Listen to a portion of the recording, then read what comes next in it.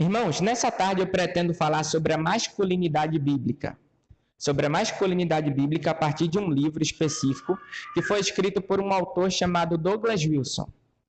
E esse livro eu tenho aqui em minhas mãos, se chama Futuros Homens. Eu vou falar um pouco sobre ele aqui nessa tarde. O Douglas Wilson ele é um pastor estrangeiro, tá? Esse livro ele foi traduzido aqui para o Brasil em 2013.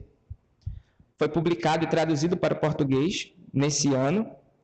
E é um livro muito interessante. Esse livro ele vai ser dirigido, sobretudo, aos pais de garotos e de meninos que estão nesse processo de crescimento, nesse processo de amadurecimento rumo à masculinidade. E ele vai falar sobre várias das questões que estão relacionadas com a vida dos garotos, com a vida dos juvenis, dos adolescentes, dos jovens. Ele vai falar sobre jogos, sobre educação, sobre comportamento, sobre igreja, sobre garotas, ele vai falar sobre noivado, sobre drogas, enfim. Ele vai discorrer sobre vários temas que dizem respeito à vida do moleque, à vida do juvenil, à vida do garoto. Mas, sobretudo, eu queria destacar aqui nessa tarde dois pontos. Dois pontos principais nessa obra, dois pontos assim que ficam bem evidentes no texto. O primeiro deles é a apresentação que o Douglas Wilson vai fazer das principais características que formam o comportamento do homem, ou seja, da masculinidade. Quando nós falamos sobre masculinidade bíblica, estamos nos referindo nada mais, nada menos àquilo que a Bíblia fala sobre o ser homem. Sobre o que é que a Bíblia fala sobre o homem? Segundo a Bíblia, como é que o homem deve se comportar? Segundo a Bíblia, como é que o homem ele deve proceder em determinadas situações? Ou seja, as principais características que formam e que compõem o comportamento do homem, a partir da perspectiva bíblica. Então, ele vai apresentar essas características. O que é que a Bíblia fala sobre o homem? Esse é o primeiro ponto que eu queria destacar dessa obra. E o segundo ponto é uma exortação que ele vai fazer aos pais. Segundo Douglas Wilson, haverá momentos em que os garotos têm de aprender como lutar, como ir embora, como dar a outra face, quando dar a outra face e quando cerrar os punhos e se preparar para a briga. Se os meninos não aprendem, quando se tornarem homens também não saberão, segundo Douglas Wilson. Os garotos não vão aprender a menos que o pai ensine. Então, como eu falei para vocês, ele vai falar sobre esse processo de amadurecimento, esse processo de crescimento e de desenvolvimento, que vai fazer com que o moleque chegue à maturidade. E para o Douglas Wilson, a figura do pai e a figura da mãe são importantíssimas para esse processo. Isso vai ficar claro no livro. Haverão momentos em que o Douglas Wilson vai falar tanto para o pai quanto para a mãe. Ele estará instruindo os dois no mesmo momento. Mas haverão momentos em que ele falará apenas para a mãe. E haverão momentos em que ele falará apenas para o pai. Mas a figura masculina, ela deve ser ressaltada aqui. Porque o pai, ele é a representação máxima da masculinidade dentro do seu lar, dentro da sua família. Então, Douglas Wilson vai fazer uma exortação aos pais. Pais, ensinem os seus filhos a serem homens. Essa é a exortação que o Douglas Wilson vai fazer. Só que há um problema aqui. Que problema seria este? Segundo Douglas Wilson, a masculinidade hoje, no século XXI, ela está passando por uma espécie de crise. E isso faz com que, segundo as suas próprias palavras, isso faz com que aqueles que deveriam ensinar os seus filhos a serem homens, nem eles sequer são homens ainda. Então, olha só o problema. São garotos tentando ensinar a outros garotos sobre a maturidade e sobre a masculinidade. Segundo Douglas Wilson, isso tem acontecido, ou seja, a masculinidade está em crise hoje. E eu vou falar um pouco sobre isso mais à frente. Então, esse texto ele é dedicado para os pais, tá? Sobretudo para os pais. Mas eu não descarto essa leitura para você, garoto, juvenil, adolescente, porque talvez você não tenha o privilégio de ter um pai ou uma mãe que se preocupe com a sua masculinidade. Talvez você não tenha esse privilégio de ter pais que se preocupem em te ensinar a ser homem. Então, se eles não se preocupam com isso, você tem que se preocupar consigo mesmo.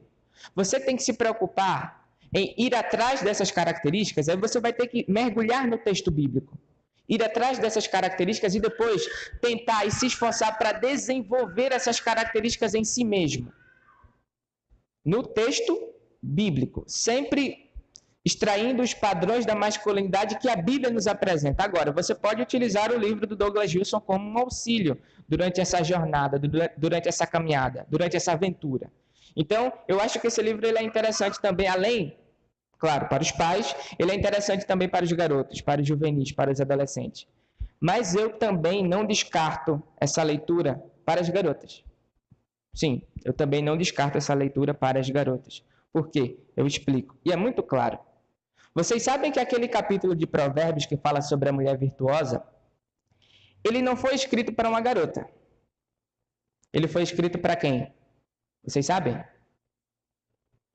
Foi escrito para um homem que estaria em busca de uma companheira, digamos assim. Então vejam só, ali você vai encontrar as características da mulher virtuosa e aqui você vai encontrar as características do homem virtuoso. Claro, sempre a partir de uma perspectiva bíblica. Então haverá um momento, claro, na vida da garota em que ela vai tentar encontrar um garoto para namorar, noivar, casar, enfim. Agora imaginem a tragédia se ela descobrir, depois de ter feito a sua escolha, depois de ter tomado a sua decisão, imaginem a tragédia se ela descobrir que na verdade se casou com um garoto de barba. Ela vai se arrepender profundamente, amargamente, e sofrer muito. Ela vai sofrer muito. Então aqui você vai encontrar o padrão da masculinidade bíblica. E aí você vai tentar encontrar essas características em um garoto. Então eu acho que essa leitura é interessante para as garotas também. Agora falando especificamente sobre a crise da masculinidade. Por que a masculinidade está em crise hoje? Bem, eu vou listar aqui 3 pontos para vocês, bem claros, bem simples, tá? E esse primeiro ponto, eu confesso, é um ponto bem polêmico. É um ponto bem polêmico e muito caro para a minha classe, a classe das humanidades, das ciências humanas. Hoje, existe a tentativa de promover a igualdade de gênero, vocês sabem muito bem disso, bem como a abolição dos estereótipos. Vocês sabem, vocês conhecem a tal da ideologia de gênero. A ideologia de gênero, ela parte do pressuposto de que homens e mulheres são iguais. Qualquer um que conhece um pouco as ciências humanas sabe que os sociólogos, os historiadores, enfim, eles atribuem tudo aquilo que nós consideramos como sendo próprio do homem ou próprio da mulher, eles atribuem aquilo que nós chamamos de construção social ou construção cultural, certo? Ou seja, as diferenças não existem, no fundo não existem. Fomos nós que construímos essas diferenças entre homem e mulher. Só que afirmar isso, em parte, é um erro. Por quê? Existem muitas coisas que, de fato, são oriundas da nossa cultura e da nossa sociedade. São construções de um consenso social. Mas nem tudo aquilo que nós consideramos peculiar do homem ou peculiar da mulher é fruto de uma construção social ou cultural. Nem tudo.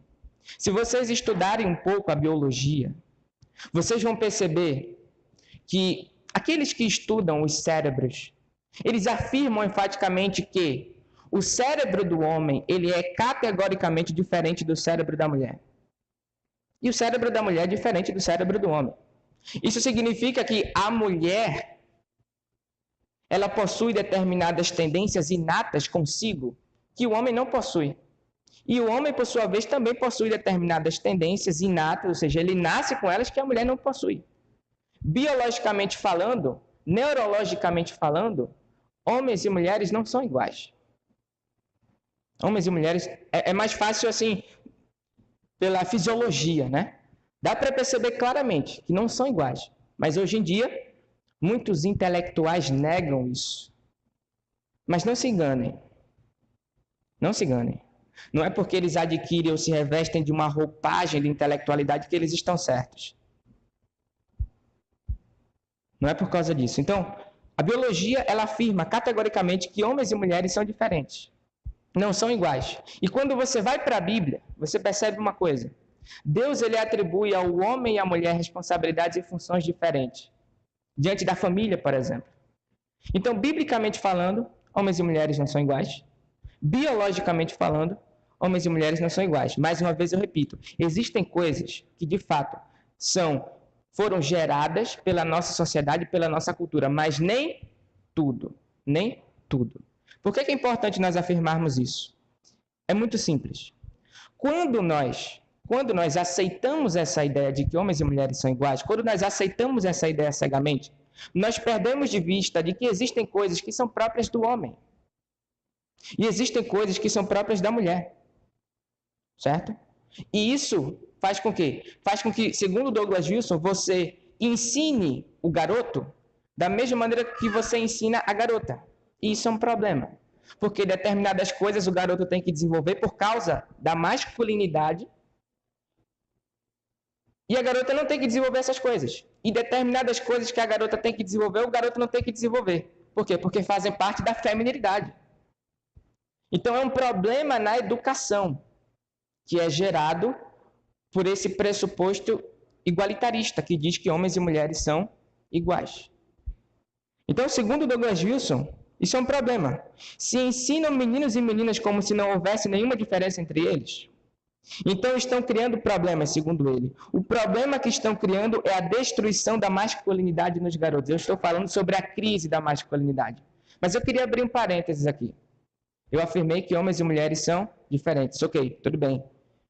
Mas eu não estou querendo dizer com isso que existe um que é superior ao outro e um que é inferior ao outro, um que tenha mais dignidade do que o outro, mais direitos do que o outro, não. Eu estou dizendo que são diferentes. São diferentes, certo? Não me interpretem mal.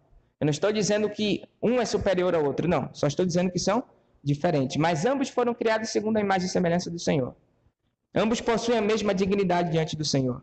Então, Douglas Wilson ele diz assim, a educação que busca integrar ambos os sexos, seja em casa ou em sala de aula, deve beber da sabedoria da distinção bíblica, ou seja, a Bíblia traça uma distinção clara entre homem e mulher.